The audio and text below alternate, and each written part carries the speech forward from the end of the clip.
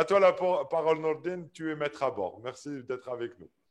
يعطيك الصحة كريم سفيان نور ميرسي يعطيكم الصحة ليكيب ميرسي Merci. à مولود أنا شوف أنا عطيتوني ان سوجي شوية بياج مي que نحبوا نموت عليه j'aime bien et pour te dire le sujet est tellement chaud que j'ai pas préparé des slides parce que si on met des slides sur ça bon ça va prendre des heures de discussion donc là, je vous propose نهضروا على 3 points dans un qui m'a été très inspirant, une question du professeur Boubker, et qui était très pertinente, la question, bien.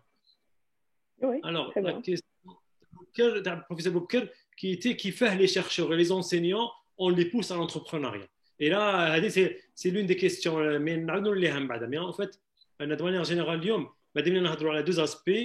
Le premier, c'est la relation université-industrie, la question à 1 milliard de dollars, اللي هو مشكل partout في كاع العالم ماشي غير في الجزائر à des degrés différents.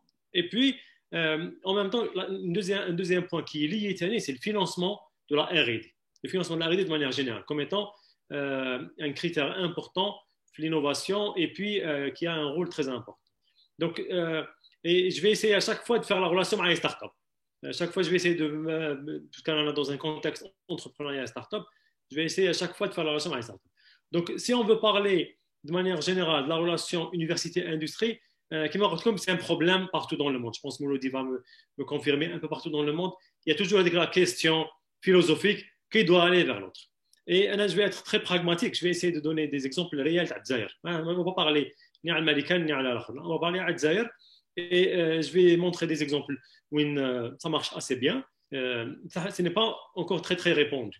Donc, est-ce que le chercheur, l'universitaire, هو يروح عند l'industrie parce qu'il عنده المشاكل ou est-ce que l'industriel هو يروح عند البروف parce qu'il a besoin de faire de la R&D ou il a besoin d'être innovant. En fait, la réponse à cette question est que c'est une question philosophique. Il n'y a une réponse directe. Mais par contre, ce qui se passe de manière générale dans le monde, il faudrait, à mon avis, faire le point quand on parle de concepts assez transversaux, assez globaux, comme l'innovation, la recherche scientifique. Il ne faudrait pas qu'on ait un modèle spécial en Algérie. Il faut l'appliquer ou l'appliquer dans le monde. On essaie de prendre les best practices, une benchmark et on te prend. Si on prend aussi ça dans le monde, assez souvent, l'industriel il a un problème. Il vient vers la compétence qui est être un laboratoire de recherche, un laboratoire universitaire ou même un laboratoire privé. Il vient avec 2 choses. Il dit le problème تاعو ويجي معاه une enveloppe. ما يجيش يديه فرغين. هذا قال لها عندي المشكل الفلاني et je suis prêt à mettre temps parce qu'elle a هذاك المشكل il coûte de l'argent à l'industriel. Il lui coûte beaucoup d'argent. Donc, un problème qui coûte X millions de dollars, X centaines de milliers de dollars à l'industriel, il prend avec un montant qui m'a dit il va le laboratoire, est-ce que tu peux dérouler une solution parce que ça me coûte autant d'argent. Et donc, le rapprochement, il est fait de manière automatique parce que c'est du win-win. Parce que c'est avec ça que les universités payent des bourses. C'est pour ça qu'à l'étranger, les boursiers, ils ont de très bons montants. C'est avec ça que les laboratoires de recherche sont très bien équipés. C'est que le financement industriel ou privé dans la recherche, il est conséquent. C'est vrai que mais une marge importante dans certains pays aujourd'hui.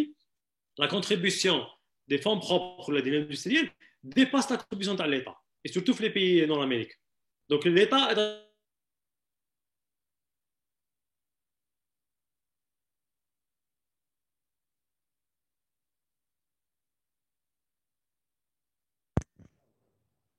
C'est la nôtre ou la sienne? Ça panique.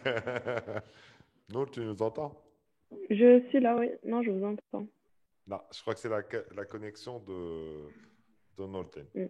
Et là, ça ressemble à la connexion du ministère. C'est le grand paradoxe. relation avec l'industriel. Et en montrant que tu peux régler des problèmes dans les industries. Donc, les coachs une start-up, parce qu'on est dans un contexte de start-up, ils coachent une start-up pour les encadrer. Ce qui est important, c'est qu'aujourd'hui, je reviens un peu à la question de la professeur Boubker, c'est qu'aujourd'hui, l'enseignant et le chercheur, il n'a aucun incentive, qui le pousse, qui te motive, il يخدم مع une start-up, ou يخدم مع l'industriel, ou là, il يحط un pied dans le terrain.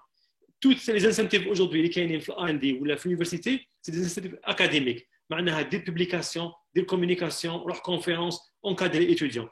Et donc, pour répondre à M. Goukel, une partie de la solution, c'est que nous devons fondamentalement la manière qui fait qu'on évalue l'enseignant-chercheur ou le chercheur permanent. باش نحاسبوه.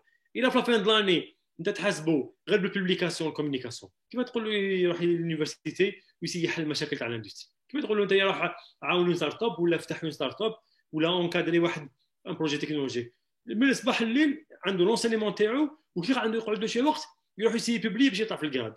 Et donc, il faudrait pas. Il faut être réaliste. Il a vraiment que l'enseignant il met la main à la pâte, il يعمل une start-up. Il faudrait que تكون هذه l'innovation, le développement technologique qui ne fait aucune production scientifique assez souvent, il continue valorisé. Un enseignant. أنا أقول لكم une histoire بالك. Ça fait 15 ans جانا واحد CDTA, un professeur européen, bon, sans citer le pays. قال لنا حنايا في بلادنا, ça fait 15 ans نحكي لكم. قال لنا حنا في بلادنا on a presque obligé les chercheurs permanents à consacrer une journée par semaine dans une boîte de technologie. Start-up ou la bureau de conseil, on les a presque, ils les ont presque obligés. Blâmer toucher le salaire terreau. Et c'est comme ça qu'on crée des relations. C'est-à-dire, il faut des mécanismes innovants. Et dans le système classique, on ne va pas faire grand-chose. Maintenant, il faut innover, même dans l'argumentation. Donc, لازم l'argumentation algérienne elle évolue. لازم الأستاذ الجامعي والباحث يكون عنده une motivation importante, un incentive. معناها في la fin تاع l'année في الباساج دو غراد يحسبوا له شحال من ستارت اب خدم فيها، يحسبوا له شحال من كونترا اندستريال il a fait passer, يحسبوا له combien de technologies il a pu déployer sur le terrain. Donc voilà, c'est le premier point. Je ne sais pas si on va prendre des questions au fur et à mesure ou là je vais continuer sur le deuxième point.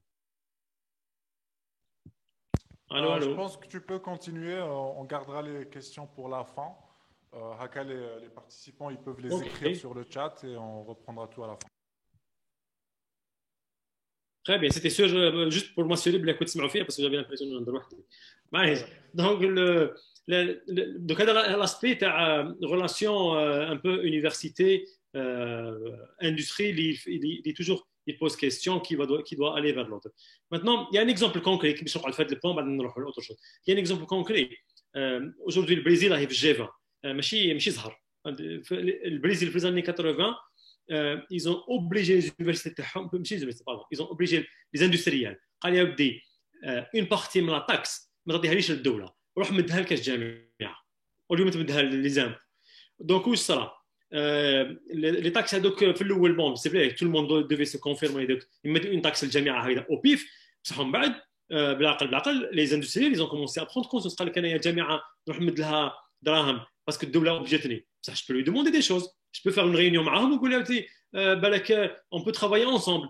Et bien, figurez-vous que quelques années بعد, je prends un exemple. Imagine à l'époque, le Brésil exigeait 5% de telle taxe qui soit donnée à n'importe quelle université. Et bien, quelques années après, les Brésiliens, ils sont